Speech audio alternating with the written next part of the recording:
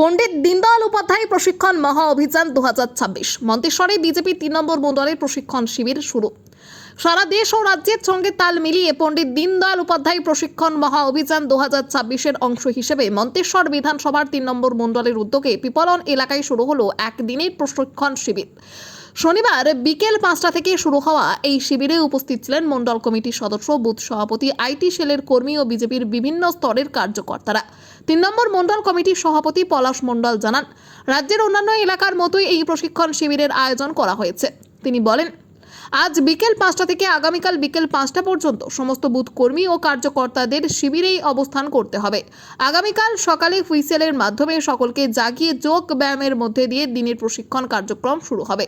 এদিন সাক্ষী গোপাল ঘোষ বলেন, এই প্রশিক্ষণ শিবিরের মূল উদ্দেশ্য হল কর্মী এবং কার্যকর্তাদের মধ্যে সমন্বয় বৃদ্ধি, বুথ স্তর সংগঠনকে আরও শক্তিশালী করা, ভোট ব্যাংক সম্প্রসারণ এবং মানুষের পরিষেবায় আরও কার্যকরভাবে কাজ করার বিষয়ে প্রশিক্ষণ প্রদান।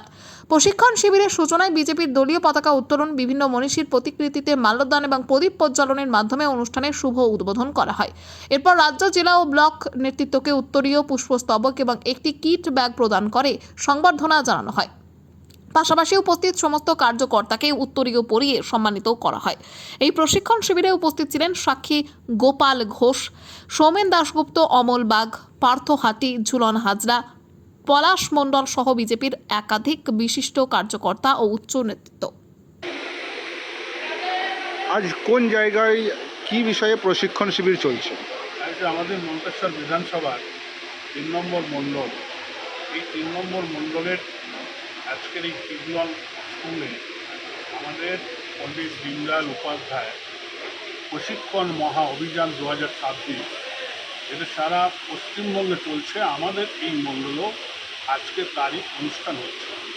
এই অনুষ্ঠানের মধ্যে দিয়ে কর্মীদের প্রশিক্ষিত করা, রাজনৈতিক শিক্ষায় শিক্ষিত করা এবং বিজেপি যে আদর্শ, মতাদর্শ, বিজেপির নিয়ম, সিস্টেম, এই যে সারা রাত একসঙ্গে থাকা, আজ 5টা থেকে শুরু হয়েছে, কাল 5টা পর্যন্ত চলবে। এর মধ্যে দিয়ে আমরা যেটা পরিবার, এটাকে একেবারে তুলে ধরা। আচ্ছা, এই প্রশিক্ষণের মধ্যে কর্মীদের কি কি বিষয়ে প্রশিক্ষণ দেওয়া হবে?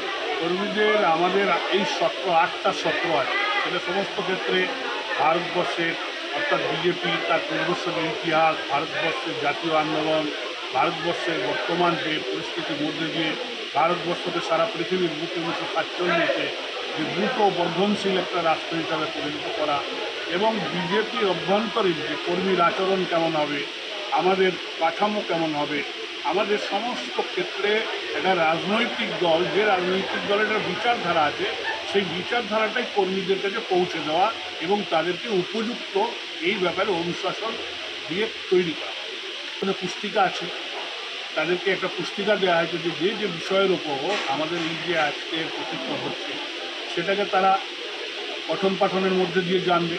এবং আমাদের এই যে আপনার এই প্রশিক্ষণ, এখানে যেমন মণ্ডল স্তরে 1 দিন 1 রাত, জেলা স্তরে 2 দিন 2 রাত, আমাদের রাজ্য স্তরে যখন হবে 2 রাত 3 দিন, সমস্ত কিছু পুস্তিকার মাধ্যমে কর্মীদেরকে স্থায়ী একটা পঠন পাঠনও এই বিষয়ে তাদের শিক্ষিত করার ব্যবস্থাও আছে।